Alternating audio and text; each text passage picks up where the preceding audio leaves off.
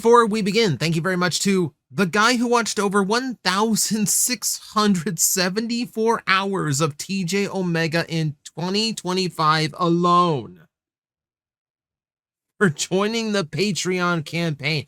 Good Lord. For that many watch hours in a single year, I feel like I need to pay you at this point. Oh my God, thank you so much. Thank you not only just for like pitching in, but thank you so much for the dedication. Wow.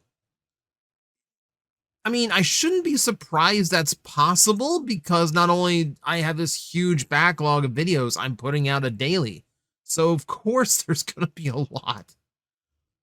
Oh my God. Okay, well, thank you very much for many, many reasons. Jeez, that's incredible. Okay. It is Monday. We need to do a news roundup. Now, this week we don't have too many stories as far as quantity goes, but so many of them are major releases that, yeah, there's a lot here to soak in. So we're going to lead off with an update on Haslab Lio Kaiser because Evan from the Transformer design team did an unboxing of a 100% finished factory-produced Liokaiser. And I feel like this is Hasbro once again doing as much damage control as they possibly can. Because they want to make sure everyone knows this is not going to be a Omega Prime incident, that this toy is done as well as they possibly could, and everything to it has been done correctly this time. So it's a full unboxing showing you just how everything is laid out. You get a big booklet for the instructions. It's color, which is great. Do that more often. I know it's expensive, but do it more often. This huge tray of accessory parts, and you can see the display stands underneath. Awesome. The jets and all of the Breast Force members are all packed onto one tray. We have our bonus member, as well as not Kill Bison. Drill Horn in there too. There's Kill Bison. And Jaruga.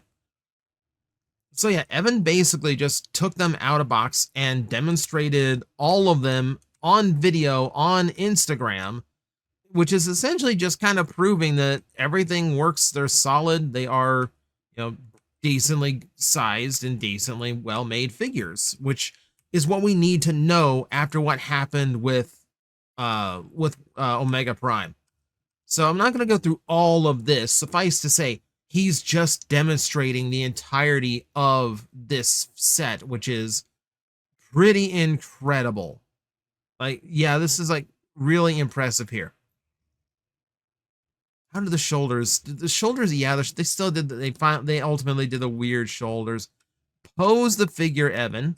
Pose the figure. No, not like that. You know how I want to see it posed. No, he's not going to do it. I just want to see if. Because it seems as though the arms on this guy have to rotate at the body to go forward, and then the hinge to raise the arms outward is at the top of that little like armature, which is going to be super awkward for a lot of poses. So I really wanted to see how that looked.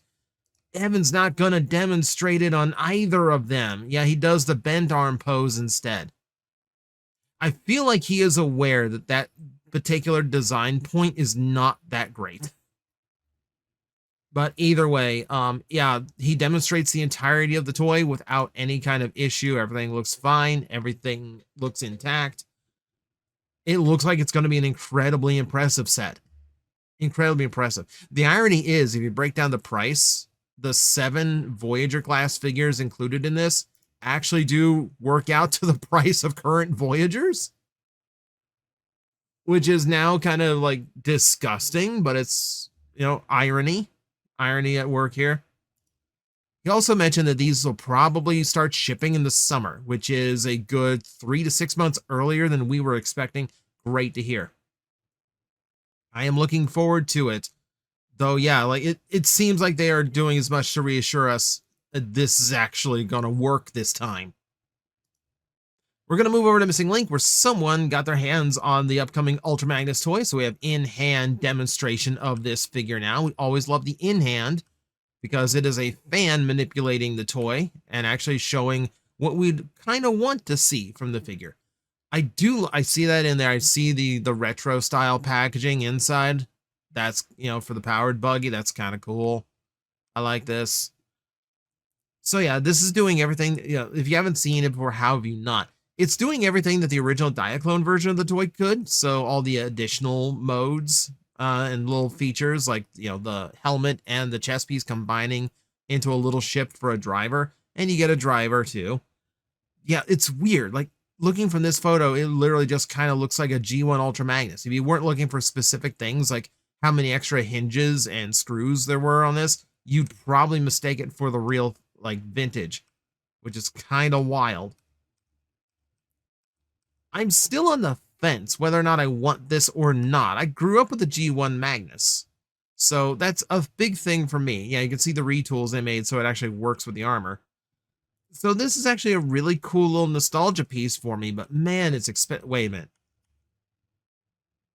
They added hinges so you can adjust the position of the rockets. Okay, that's an extra step you did not need. Missing link is really impressive, by the way. Oh, a little bit of scuff there. Whoops. Oh no, that's not from the combination, is it? Oh, that's from the combination. Oh, no. Okay, so don't know if that is a error of production, if they have miscalculated some measurements, or if that is user error. Either way, that's not good. Ooh, Missing Link is a very expensive collector-oriented line. You cannot make a QC error like that. That's got to be done, especially well here. Like, Okay, so word of warning to this, make sure you are very careful when combining your Ultra Magnus. I don't know, like, I'm tempted. I might wait for the powered convoy version, the Delta Magnus. I like that color scheme too. Let's talk about the new Titan Grimlock. So this now has official photos, so we can actually get a really, really full look at the toy now, which is really, really cool. Everything looks cool. 59 steps on that transformation, which is crazy.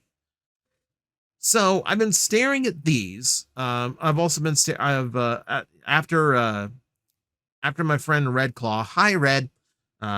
He watches the news roundup on his drive home from work. I've been paying attention to these photos a lot more, and more things do come to mind now that I have seen more of it, and I've been really like staring and paying attention. For starters, there are no shots of this thing with a closed mouth, so this thing will be permanently roaring. That's, I think, a big sticking point for a lot of people, is the fact that the head does not close. But also, I'm staring at this figure and realizing that they are camouflaging the robot mode in plain sight. So one of the descriptors I have for the Bayverse Dinobots is they do kind of look like piles of shrapnel shaped like a dinosaur. Where their beast modes don't really have like any like solid design of their own. It really is just kind of like loose scrapes, scraps and blades of metal that just happen to look like a T-Rex. It doesn't look like there was like full design intention behind it other than just hide the shapes with more like random bits of metal. And that's pretty much what they're using to disguise where the robot mode parts are in this. Because if you look at the center mass of this beast mode, you can see the chest. This is where I wish it captured my mouse cursor. If it does capture, you can see it right there. You can see it right there.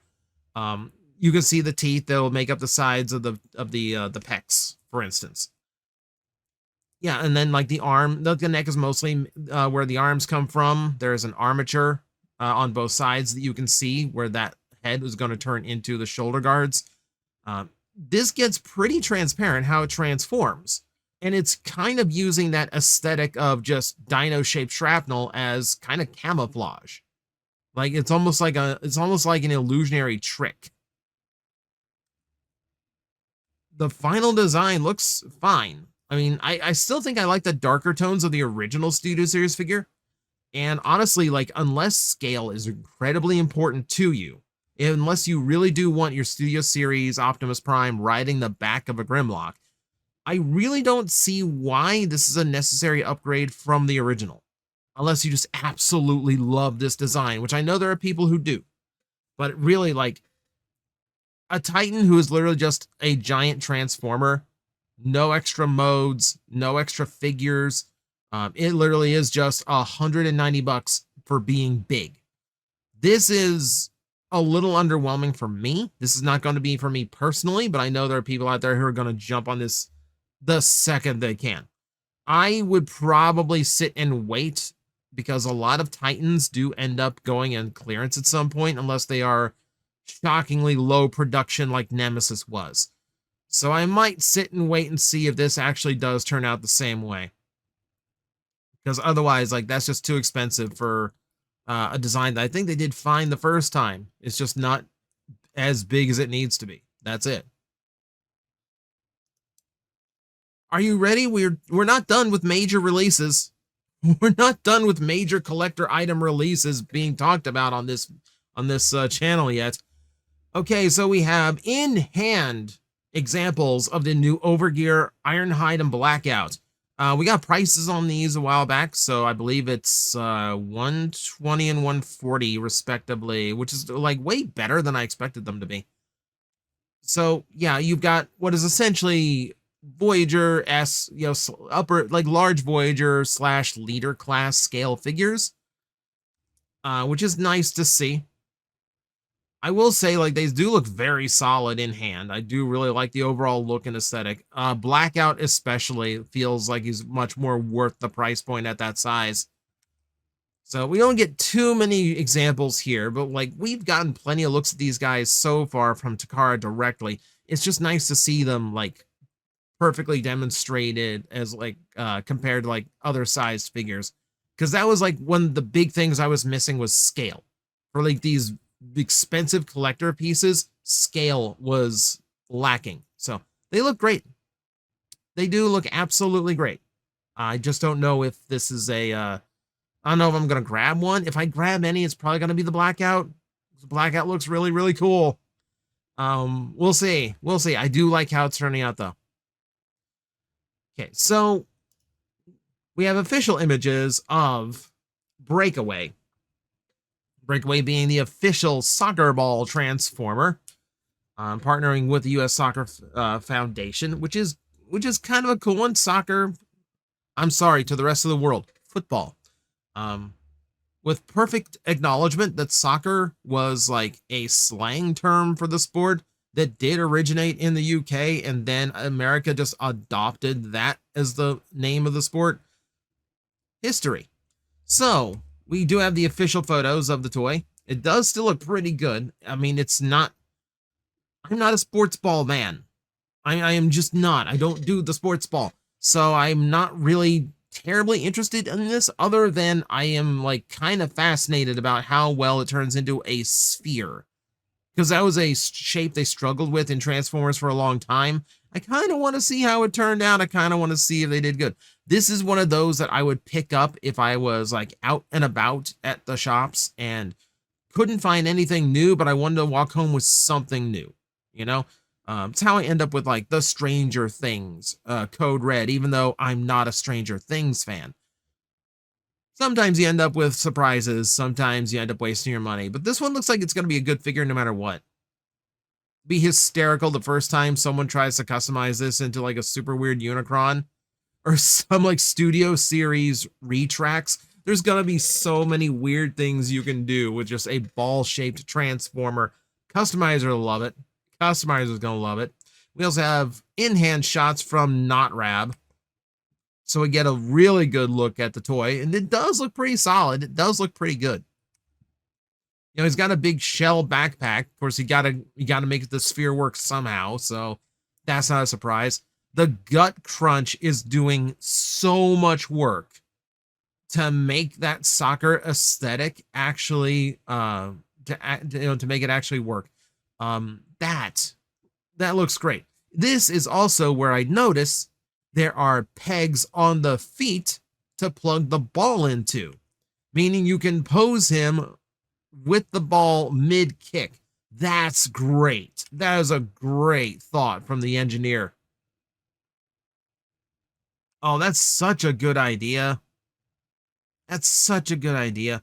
I think some of the rest of this is balance. You can see a tab slot inside the ball, so there's probably another way that you can mount this. It looks like it is designed to peg in somewhere else. Don't know where. Not going to ask. But yeah, I think the foot thing's really clever. Big Convoy wants to... Big Convoy, no. Like, I don't think you're allowed to carry the ball like that.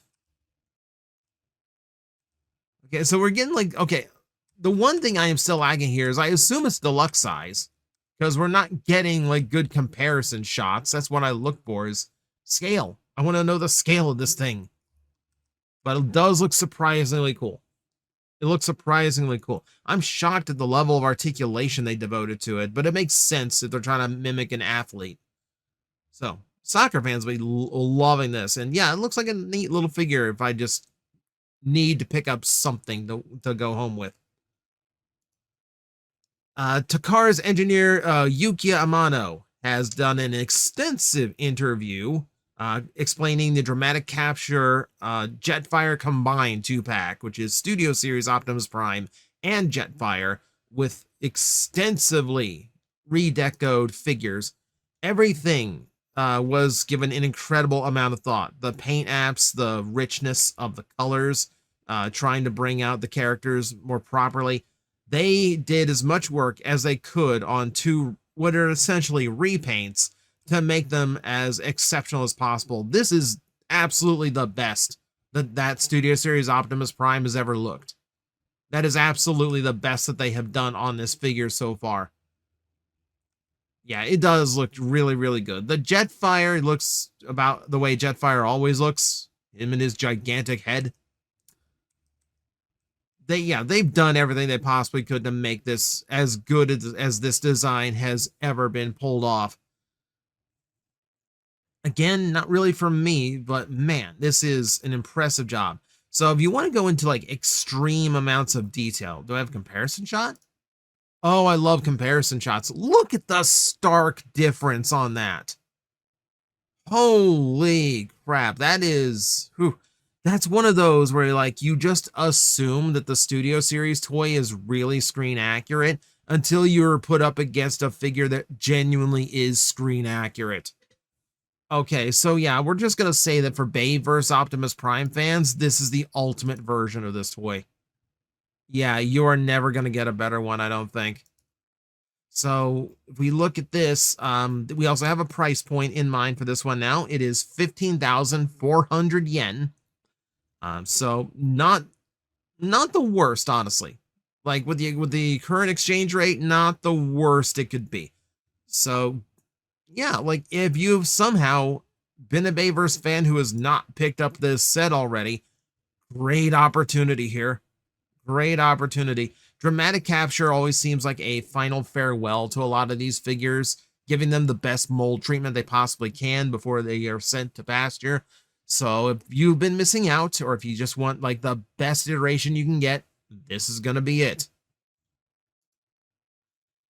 All right, so some in-hand shots from a toy thief that is showing us the new Age of Extinction Prime Smokescreen. I still think I'm still holding the same opinion of this. Does he come with a little wrist thing? He's got a little wrist thing sculpted in. Okay, neat little detail.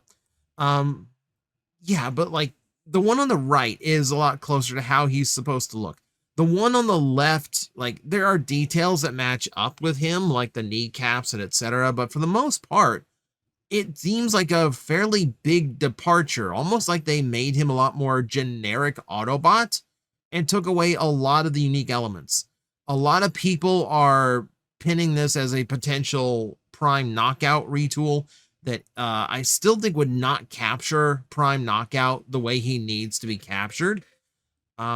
My brain looks at this and goes, this really reminds me of RID 2015 Jazz. I doubt they would ever do a modern 2015 figure, but the potential is there. I don't know. Like, this just kind of strikes me as like such a generic design that they happen to be able to make look like Prime Smokescreen, that it really could just be any old Autobot they want that has, you know, a similar engineering style to him. Yeah, I'm not terribly thrilled with how this toy is with this toy. It looks fine. Don't get me wrong. Like, the toy itself looks good. The toy itself looks absolutely fine. My only issue here is he looks generic. He doesn't look like Prime Smokescreen. He looks like a generic character that has been retooled into Prime Smokescreen. He looks like if Prime Smokescreen was an homage that we had done during the Unicron trilogy, you know? Some of the notes sound the same, but you're still technically playing a different song. That kind of thing. It's not a bad looking figure. I just don't think it's hitting the mark it needs to hit. I think it's a pre-tool for something that's going to suit the mold a lot better. So I'm going to wait for the eventual reuse of this figure before I make any kind of like further determination, or if I even go for this one. Like, heads up, I haven't pre-ordered it, so don't expect a review unless it's just out and about and I'm bored and need to take home something. In that same situation as the ball. Looks okay, just doesn't look quite right. MDLX showing off their Toxitron as they try to get as much use out of that Optimus Prime mold as possible. I do have their MDLX Optimus Prime, thanks to a generous fan. Thank you very much. And it's a really, really good figure. I've never been big on repainting like G1 style Optimus Primes into like those variations that were based on other molds. You know, for me, the Toxitron is the G2 mold because that was the mold they were originally supposed to use for the character. Seeing him in the G1 body just kind of looks like you're trying to be an Evangelion toy without being Evangelion. I feel the same way about Nemesis Prime repaints on G1 Optimus. Like, the look of the toy and the look of the character just doesn't come across as well on a G1 Optimus. I kind of get the same vibe here. Like, he's too together. But to be Toxitron, he's way too together, if that makes any sense. I don't know. If you want a Constructicon colored Optimus Prime, it's going to be on the way out. I'm iffy on this one. I'm iffy on this one. I feel so jaded. It's like every time I'm looking at everything going like, yeah, oh yeah, whatever. Yolo Park showing off something that I really have no complaints over. So this is a little bit more. They did a promotional video for their upcoming AMK Pro Bumblebee movie Optimus Prime. Basically just flaunting the number of ridiculous details and paint apps it comes with. You know, and just an extensively detailed figure. Just, you know, just showing this off as much as they possibly could. It is a very, very impressive piece. Because that's kind of Yolo Park. They do really impressive pieces. We cover a lot of their work. I don't know if I'm going to cover this one in particular, but hey, there you go. This is a very, very good looking version of this Prime. If you are so inclined to want a non-transforming version. Because that's about the only way you're going to get this level of detail across, by the way. And to wrap it up for the week, we have the Head Torch. We have the official Transformers Earthspark adjustable headband Head Torch.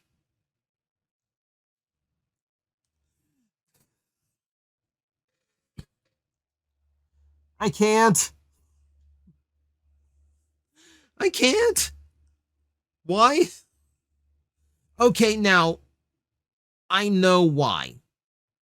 These are safety toys. This is safety equipment. This is for if a kid's out playing at night or riding their bike when it's starting to get dark. This is the kind of thing they can put on so they're easy to spot by cars and other vehicles, etc. Displaying it, yeah, just on someone's head just looks ridiculous. We also have a projection light on the way.